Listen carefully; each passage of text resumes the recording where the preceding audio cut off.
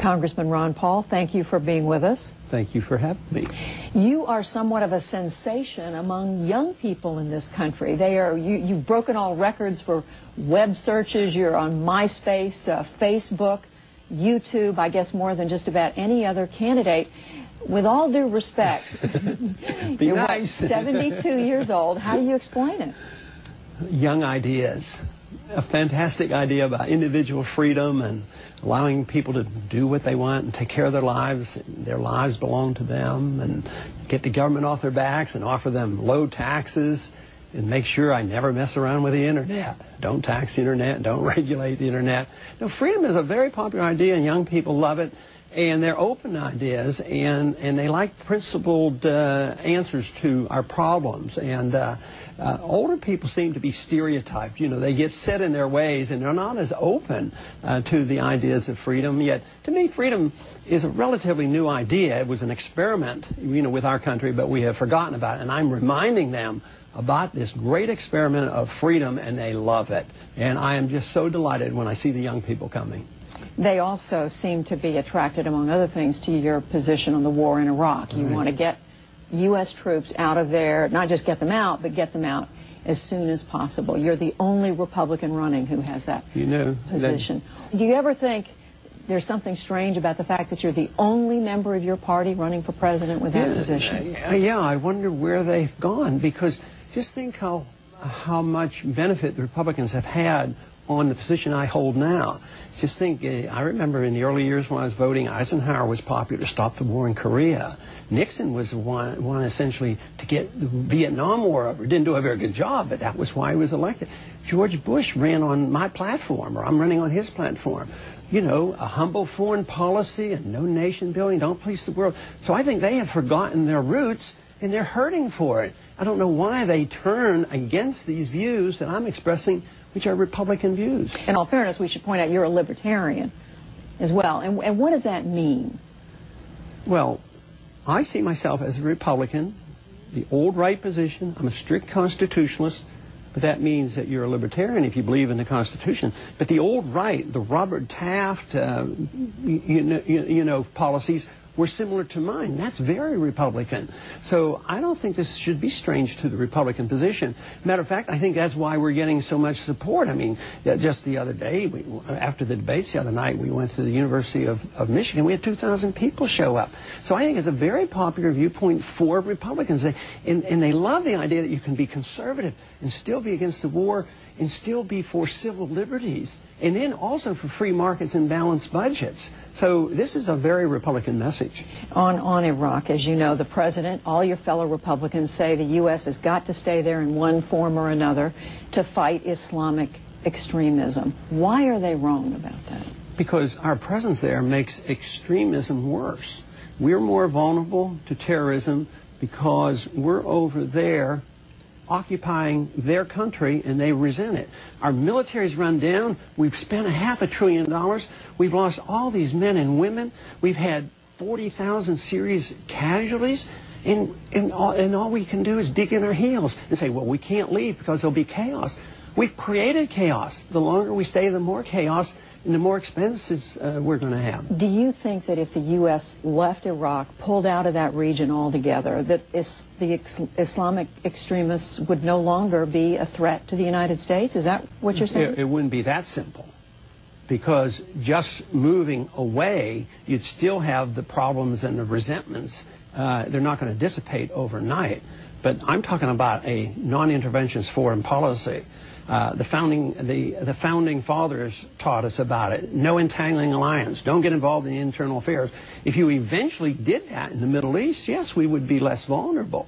But just to back away a little bit and still have our puppet governments in Saudi Arabia support Israel against the Palestinians and be in Afghanistan, no, it's not going to change anything. As long as we have this mercantilistic idea that it's our oil, we have to be over there, we have to have cheap oil, we're going to be resented. But you have to, as long as we keep doing what we're doing, it's going to get worse. If we start backing away, they might reassess things. but we're doomed to failure, and the Republican Party has already suffered the consequences because they, did so badly last year, and it's going to get worse if we don't change our policies. How do you define the U.S. interests that are worth fighting for? If the U.S. shouldn't be in Iraq, shouldn't be, as you say, in these entangling alliances in Saudi Arabia and other countries, you've got U.S. troops now in South Korea, in Europe. What are the interests that U.S. military? They don't serve our interests. They just participate in our bankruptcy. We're spending $500 billion a year we don't have. It's part of the reasons we have a financial crisis, a dollar crisis going on right now. It's intertwined with our Federal Reserve System because we rely on the Federal Reserve to print this money, create money out of thin air.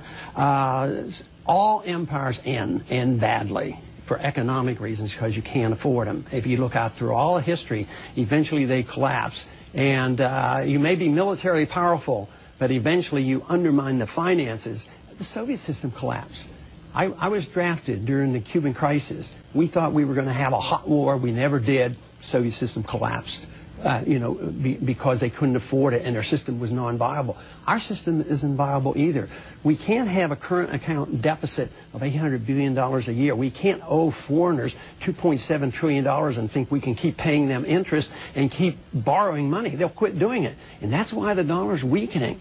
And that's why we face a major crisis. And all I want to do is stop it from collapsing. And that means you have to change foreign policy. You have to save a lot of money if we want to tide some people over here. The only way we can take care of the people who are sick and dependent on government programs is by cutting somewhere else. And I say we have to cut our empire back in order to save our economy here. You do, as you are now, talk a lot, you talk often about cutting back the size of government. What is it? I mean, you've listed some of the things. What are the main things the government should stop doing that it is doing now? Well, we should start doing only what we're authorized to do. We should read Article 1, Section 8 and find those 21 things that we're permitted to do and what Congress is permitted to act on. That means we would be doing about 80% of the wrong things, right now. But you can't turn it off like that. Like I already indicated, you don't need to put people out in the streets, that are dependent on the government. The easiest thing to change our plan on is don't accept this notion that it's our responsibility to police the world. It backfires on us. There's too many blowback consequences. There's unintended consequences, and the financial is the big one. So we have to change that. But at home, why do we need a Department of Education? And why should we have this Department of Agriculture just to subsidize farmers? You take money from the taxpayers, you subsidize farmers, then the taxpayers pay for higher prices in the grocery store. And that's just coming alive again now because we're coming up with a lot of inflation once again. You do away with the CIA, I saw. Is that correct? Well, or not all the functions, but essentially so. The CIA is what gets us into trouble. I mean, the CIA is what really started things in the Middle East because the CIA went in and overthrew Mossadegh in 1953, and we put in the Shah. The CIA murdered Diem or participated in the overthrow of the government in Vietnam, which leads to trouble. It's a secret government. Congress has no idea what the CIA is doing because nobody knows other than what the CIA is.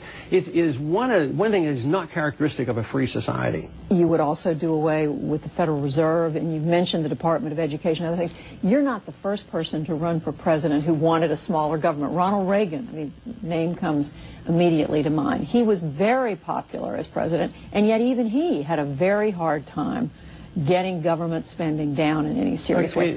Why do you believe you could do where he had a hard time? I can't do it by myself. There has to be a consensus. And I think this is what my campaign is finding out, that there is a consensus.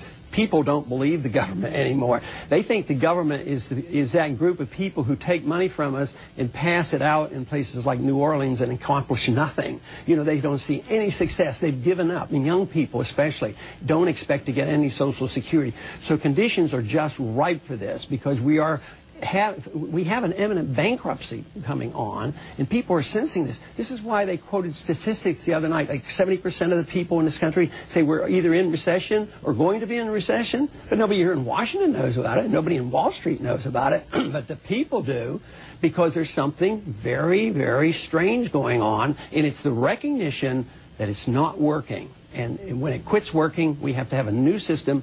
My goal is just to have a transition period so you don't have a collapse of the economy and a breakdown of the political system, which happens if you don't deal with this, and this is what's happened so many times over history. Well, what